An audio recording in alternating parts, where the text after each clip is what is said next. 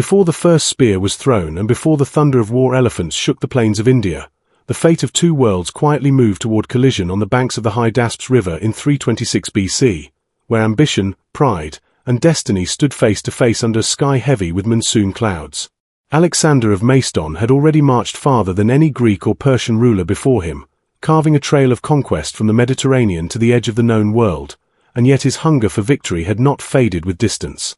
For Alexander, India was not merely another land to conquer. It was the final proof that no boundary, natural or human, could limit his will.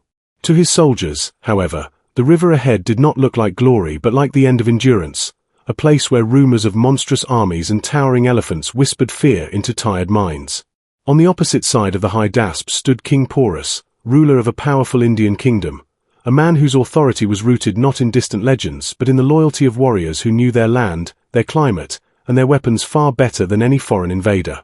Porus had heard of Alexander long before the Macedonian banners appeared on the horizon, and he understood that surrender would mean not survival but humiliation, the erasing of his sovereignty and the insult of bowing to an outsider who believed the world existed to be claimed. The political tension that led to this confrontation was built over years of relentless expansion. Alexander had destroyed the Persian Empire, absorbed its wealth, and presented himself not just as a conqueror but as a rightful king of Asia, blending Greek ideals with Persian authority to legitimize his rule. Each victory fed the narrative that he was invincible, perhaps even divine, a belief that strengthened loyalty among his men but also drove him toward ever greater risks. India represented the eastern edge of that vision, a land described by merchants and travelers as unimaginably rich, guarded by fierce kings and armies that fought alongside elephants trained for war. For Alexander, conquering India would cement his legacy as a ruler greater than any before him, surpassing even the heroes of myth. For Porus, the arrival of the Macedonians threatened the balance of power among Indian kingdoms, and yielding without resistance would signal weakness not just to Alexander but to rival rulers who watched closely from nearby regions. As the Macedonian army advanced eastward, political choices narrowed on both sides. Alexander demanded submission from local rulers, offering alliance in exchange for loyalty, but Porus refused to bend. This refusal was not impulsive. It was strategic. Porus knew that Alexander's army, though disciplined and experienced, was far from home, stretched thin after years of campaigning, and unfamiliar with Indian terrain. The monsoon season had begun, swelling rivers into natural barriers and turning open land into mud that slowed movement and supply lines. Porus positioned his forces along the Hydaspes River, a wide, fast-flowing obstacle that stood between him and invasion, confident that the river itself could become a weapon. Politically, this was a statement as much as a defense, a declaration that the King of India would not come to Alexander as a defeated subject but would force him to fight for every step forward.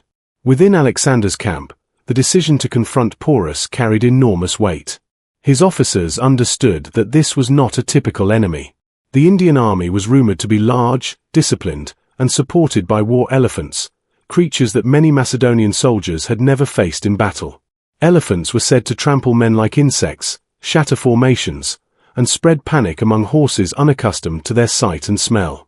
Yet retreat was unthinkable. To turn back now would fracture the image of unstoppable momentum that Alexander had carefully built, both for his enemies and for his own troops. Politically, retreat could spark rebellion among newly conquered territories and undermine the loyalty of allies who followed him out of fear and admiration. Victory, on the other hand, would open the door to further conquest and silence doubts within the ranks. As rain fell relentlessly and the Hydaspes rose higher each day, the two kings studied one another across the water. Porus displayed his army openly, lining the riverbank with infantry, cavalry, and elephants to show strength and readiness, a calculated act meant to intimidate and discourage any crossing. Alexander responded with deception, moving his troops up and down the river at night, creating the illusion of preparation everywhere and nowhere, forcing Porus to remain constantly alert. This was not yet battle, but it was already war, a contest of patience, intelligence, and nerve. Every movement carried political meaning, signaling confidence or caution, aggression or restraint, and both leaders understood that the first mistake could decide not only the fight ahead but the fate of their kingdoms. For the soldiers watching from both sides, uncertainty was as heavy as the rain-soaked air. Macedonian veterans remembered the deserts of Persia and the mountains of Bactria, believing they had survived the worst the world could offer, yet the dark river before them felt different, alive and hostile. Indian warriors, fighting for their homeland, felt the pressure of defending not just land but honor, knowing that defeat would mean foreign rule and the collapse of a way of life. In this charged silence before the storm, the Battle of Hydaspes was already taking shape, not merely as a clash of armies but as a collision between two visions of power, one driven by endless expansion and the other by the unbreakable resolve to stand firm. As the days dragged on and the rain continued to punish both camps, the tension that defined the opening phase of the conflict slowly transformed into calculated preparation, where every decision carried the weight of survival.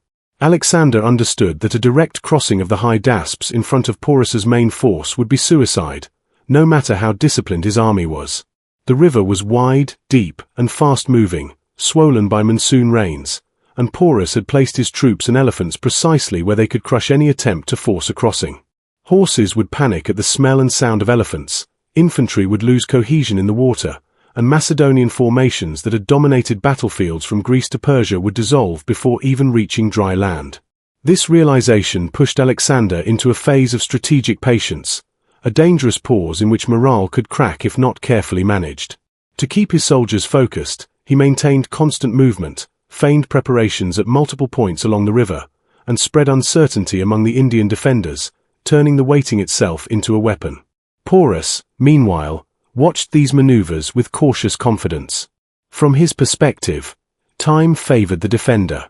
His army was on familiar ground, supplied by nearby settlements, while Alexander's men depended on long and fragile supply lines stretching back across Asia.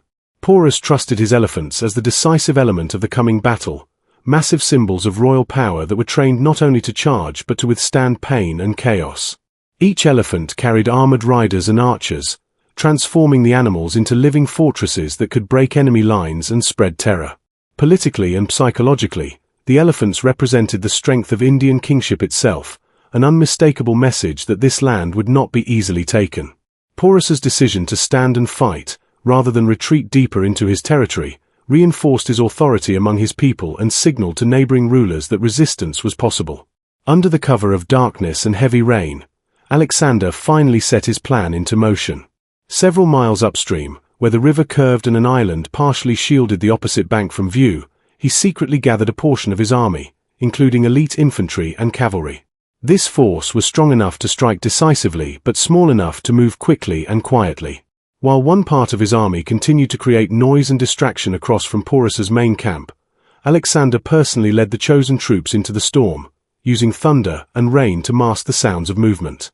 The crossing itself was brutal and chaotic, with soldiers struggling against the current, weapons held above water, and boats fighting to stay upright, yet discipline held. When they reached the far bank, soaked and exhausted, they had achieved the impossible, standing on Indian soil behind Porus's primary defensive line. The first clash came not as a grand collision but as a sharp, violent encounter between advance forces. Porus's son, leading a detachment of cavalry and chariots, rushed to confront the unexpected landing, determined to push the invaders back into the river before they could form up. What followed was fast and deadly. Macedonian cavalry, hardened by years of campaigning, exploited the wet ground and the confusion among the Indian chariots, which struggled in the mud. Alexander's men fought with ruthless efficiency, and Porus's son was killed in the fighting, a loss that struck hard at the heart of the Indian command. News of this defeat spread quickly, transforming confidence into urgency within Porus's camp, forcing the king to commit his main army to battle sooner than he had planned. As Porus advanced to face Alexander directly, the battlefield expanded into a vast, rain-soaked plain where two very different styles of warfare prepared to collide. Alexander arranged his forces with precision, placing infantry in tight formations designed to absorb shock and cavalry on the flanks to exploit weaknesses. Porus, towering on his elephant, organized his army with elephants positioned at intervals along the front line, infantry behind them, and cavalry guarding the sides. The sight alone was overwhelming, hundreds of armored elephants standing like moving walls, their presence shaking the ground and challenging everything the Macedonians believed they knew about war. Horses reared and panicked, and even veteran soldiers felt fear rise in their chests, realizing that this battle would not resemble any they had fought before. When the armies finally engaged, the clash was thunderous and chaotic. Macedonian cavalry struck first, targeting Porus's flanks to prevent encirclement, while infantry advanced cautiously, avoiding direct confrontation with the elephants whenever possible. Porus responded with disciplined resistance, using his elephants to disrupt formations and create openings for his infantry to exploit. Each movement produced unexpected consequences. As elephants charged, wounded animals rampaged uncontrollably, and soldiers on both sides struggled to maintain order amid mud, blood, and rain. The battle quickly became a test of adaptability rather than sheer strength, forcing commanders to react moment by moment as the situation shifted unpredictably. By the midpoint of the fighting, it was clear that neither side would achieve an easy victory. Alexander's army demonstrated superior coordination and flexibility, yet Porus's forces refused to collapse, absorbing losses while continuing to fight with determination fueled by loyalty to their king. Casualties mounted steadily, bodies disappearing into mud and water, and the noise of battle echoed across the plains like endless thunder. In this brutal stalemate, the Battle of Hydaspes revealed its true nature, not as a simple invasion but as one of the most complex and hard-fought encounters of Alexander's career, where courage, strategy, and endurance were tested to their absolute limits. As the battle dragged deeper into its most violent phase, the Hydaspes plain transformed into a landscape of exhaustion and terror, where initial plans dissolved under the pressure of survival and command depended on rapid judgment rather than rigid formation. The war elephants, once symbols of controlled power, now became both Porus's greatest strength and his most dangerous liability. Macedonian soldiers quickly learned that facing the elephants head-on meant certain death, so Alexander adapted in real time, ordering his men to attack the animals indirectly. Light infantry and archers targeted the elephants' eyes, trunks, and the riders perched on their backs, turning disciplined beasts into wounded, enraged forces of chaos.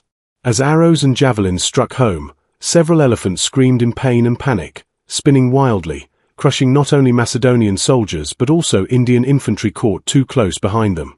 The very weapon designed to break the invaders' spirit now began tearing holes in Porus's own lines, creating confusion that Alexander was quick to exploit. Porus, watching the unfolding disaster from atop his elephant, refused to retreat or yield. Despite the loss of control among some of the animals and the growing casualties, he continued directing his troops with calm authority, reinforcing weak points and personally encouraging his soldiers to hold their ground. His presence alone sustained Indian morale, as warriors fought not merely for victory but to prove their loyalty to a king who shared their danger. Alexander recognized this and understood that Porus himself was the core of resistance. Yet killing or capturing him outright was no simple task. Porus was heavily armored, towering above the battlefield, and constantly surrounded by guards who fought with desperate intensity. The fight therefore evolved into a grinding struggle of attrition, where each side sought to exhaust the other rather than achieve a single decisive blow. The Macedonian cavalry, having secured partial control of the flanks, now began to circle inward, attacking Porus's infantry from multiple directions. This maneuver, refined over years of conquest, placed unbearable pressure on Indian formations already struggling to maintain cohesion amid rampaging elephants and relentless missile fire. Indian soldiers fought fiercely, wielding long spears and bows with skill and discipline, but fatigue and confusion gradually eroded their effectiveness. The muddy ground made movement slow and coordination difficult, and wounded men were often trampled underfoot before they could be pulled to safety. Losses mounted rapidly on both sides, with no clear sense of how long either army could continue at such intensity. Alexander himself remained in constant motion, riding along the lines, issuing orders, and reinforcing critical positions. His leadership style, direct and visible, energized his troops and allowed rapid adaptation to changing conditions. When a unit faltered, reinforcements were dispatched. When an opportunity appeared, cavalry surged forward to exploit it. This flexibility contrasted sharply with the more rigid structure of Porus's army, which relied heavily on the elephants to anchor its front line. As more elephants fell or lost control, that structure weakened, forcing Indian infantry to fight without the protective barrier they had depended on. Still, surrender was unthinkable, and resistance continued with stubborn resolve. By this stage of the battle, the cost of the conflict was becoming brutally clear. Macedonian casualties were higher than in many previous engagements, with infantry units suffering heavy losses from elephant charges and close-quarters fighting. Horses lay dead or wounded, and officers struggled to maintain formation as exhaustion dulled reaction times. On the Indian side, the losses were devastating. Infantry ranks thinned rapidly, cavalry units were scattered, and elephants lay dying across the field, their massive bodies forming grim obstacles that further disrupted movement. The noise of battle gradually gave way to cries of pain and desperation, and the rain that had once masked movement now mixed with blood, turning the ground slick and treacherous.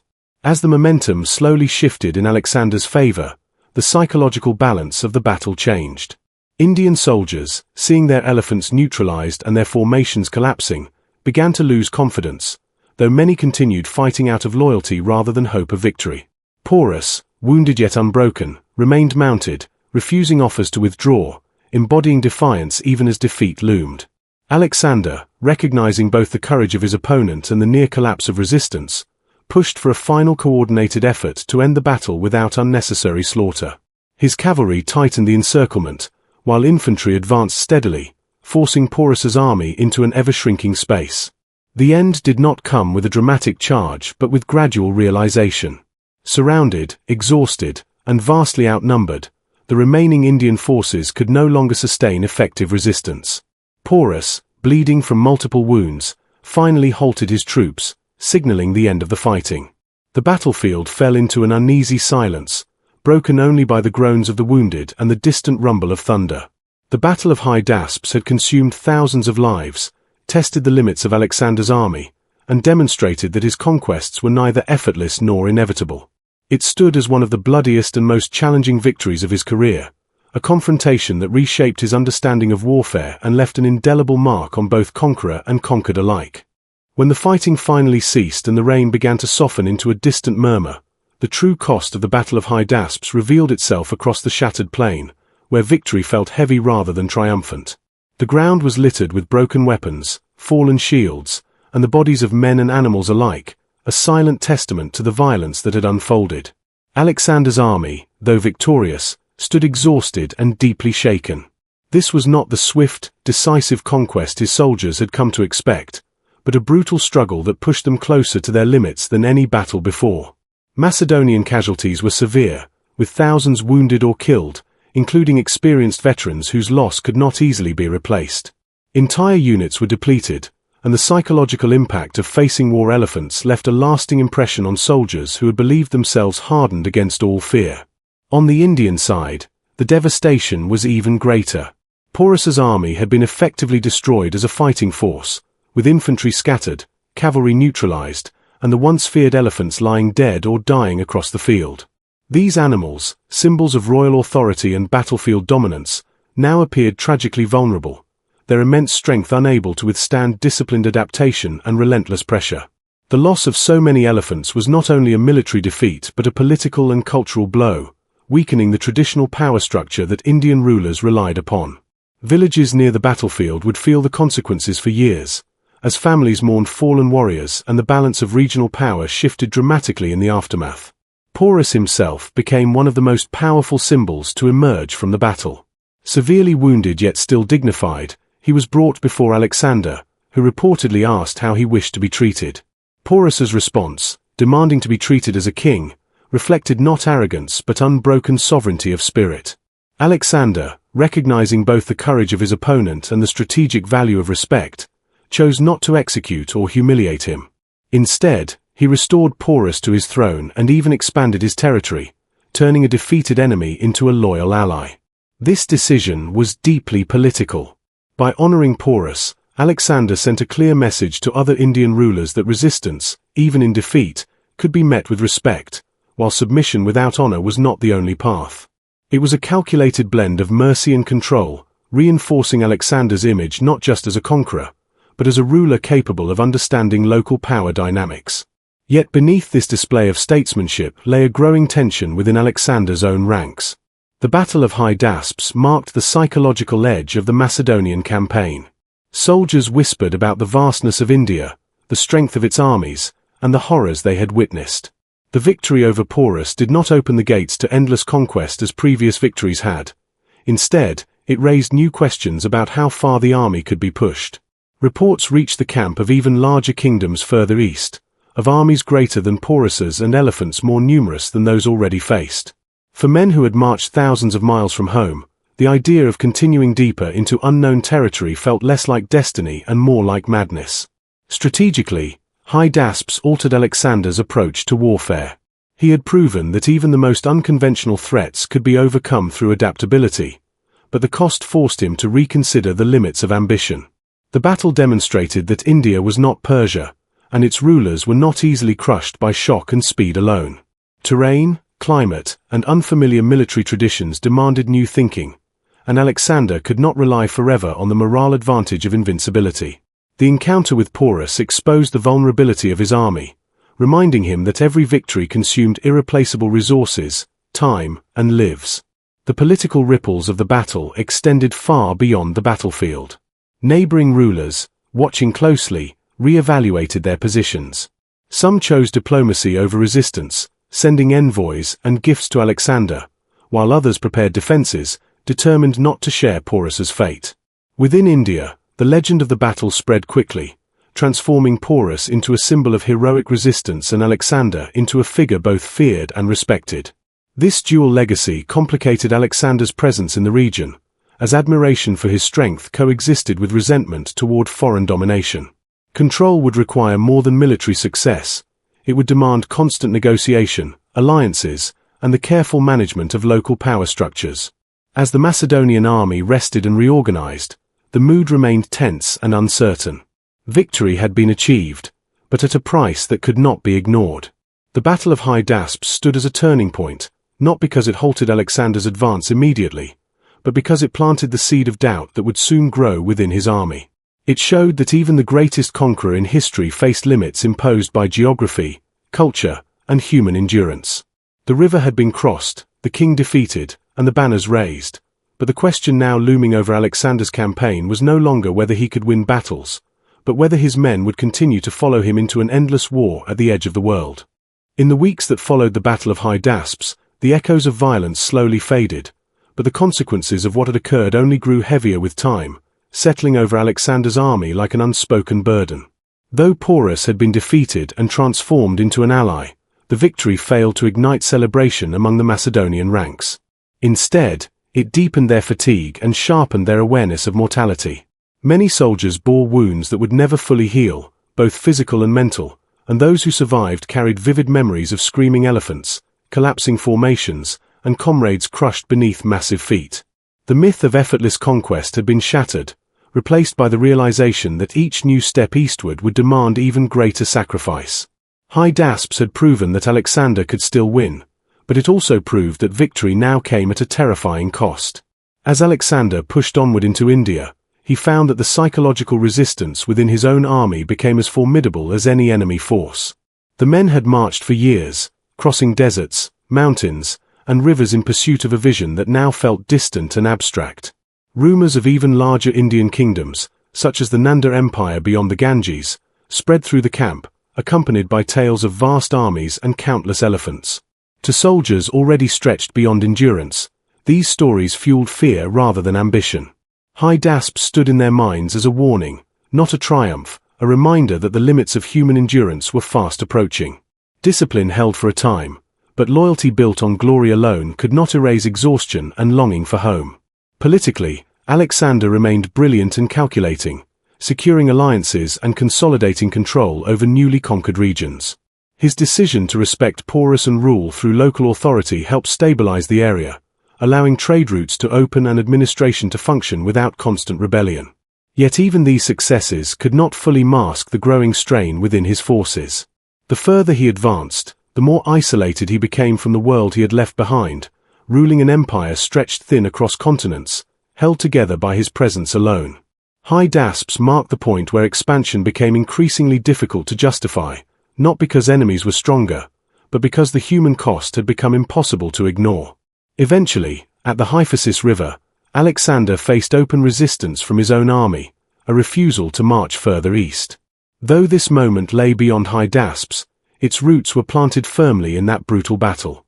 The soldiers had seen what awaited them and understood that the victories ahead would likely be even bloodier. Reluctantly, Alexander agreed to turn back, a decision that signaled the true end of his eastern expansion. In this sense, the Battle of Hydaspes was not merely a military engagement but a defining boundary, the furthest edge of conquest shaped not by defeat, but by human limits. The river marked where ambition collided with reality, forcing even the greatest conqueror to acknowledge that no empire could be built without cost, and no army could march forever.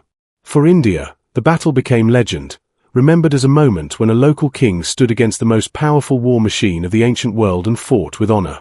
Porus's resistance and dignity elevated him beyond defeat, ensuring that his name endured not as a conquered ruler, but as a symbol of courage and sovereignty. For Alexander, Hydaspes added complexity to his legacy.